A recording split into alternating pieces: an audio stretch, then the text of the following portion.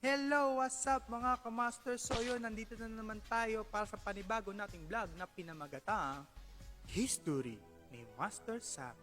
Chismis noon, history ngayon. At ang tatalakayin natin ngayon ay ang buhay ng isang santo na si San Lorenzo Ruiz. Yes, of course. At may mga nag-send sa akin ng mga tanong para mas mapalalim at matalakay pa natin ang buhay ni San Lorenzo Ruiz. Number 1, sino si San Lorenzo Ruiz? Tara, alamin natin.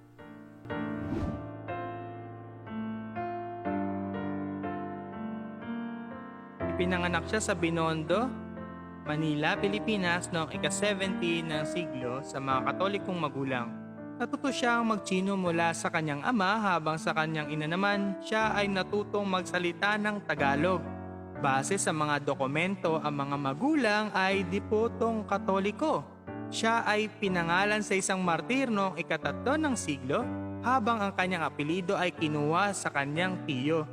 Siya ay nagsilbi bilang sakristan o ang tumutulong sa pari sa simbahan ng Binondo. Habang nagtatrabaho siya bilang isang clerk sa simbahan ng Binondo noong 1636 ay pinagbintangan siya sa pagpatay ng isang Kastila. Nagsagawa ng malawakang pagtugis kay Lorenzo dahil sa paniniwalang may kinalaman siya sa kaso.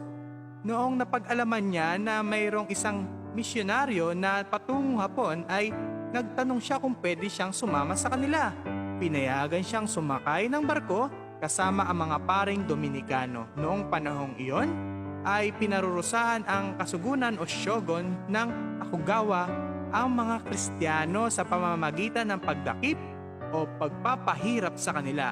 Noong ika-27 ng Setyembre taong 1636 ay nahuli si Lorenzo at ang kanyang mga kasama at dinala sa buro ng Nishizaka, kung saan ay ibinitin sila pabaliktad sa balon.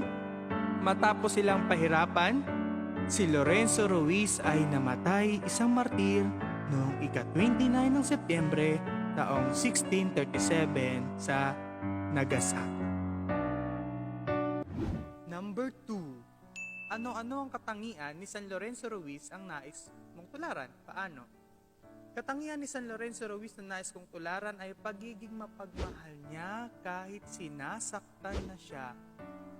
Pagmamahal niya sa kanyang pananampalataya bilang Katoliko Kristiyano na kahit anong paghihirap, sakit, kirot, hindi niya ito binitawan. Di katulad ng mismo. Number 3. Kung nabubuhay siya ngayon, may pandemic, ano ang mensahe niya sa atin? Siguro sa palagay ko, ang mensahe niya lang sa atin ngayong may pandemic, sa kahit anong paghihirap ang nararanasan mo ngayon, anxiety, depression, nandiyan dyan ang Diyos para iparamdam sa iyo na hindi ka nag-iisa at kung gaano Kanya kamahal. Hinihipo ng Diyos ang puso't isip natin na ginagawa niya lahat ng to kasi gusto niya na maramdaman mo na kahit ikaw lang mag-isa, nandiyan siya para sabihin, anak, nandito ako, hindi kita pababayaan. At yun po ang ating tatlong tanong na ating sinagot ngayong araw na ito. Si San Lorenzo Ruiz ay isa ring katikista na katulad ko, kaya ating pong dasalin ang panalangin ng mga katikista. Panalangin para sa mga katikista. Ama namin, idinadalangin namin sa iyo ang aming mga katikista, naway dumami sila at iyong pakabanalin. Sa daigdig ngayon na magulo at madilim, sila'y hinirang mong magpalaganap ng iyong katotohanang nagliligtas sa tanan. Panginoong Hesukristo, pagpalain mo ang mga katikista upang maganap sa kanilang pamumuhay ang iyong pagkamatay at muling pagkabuhay sa kanilang pakikiisa sa banal na Eucharistia. Halina, Espiritu Santo, liwanag ng aming puso at lakas ng mga dukha.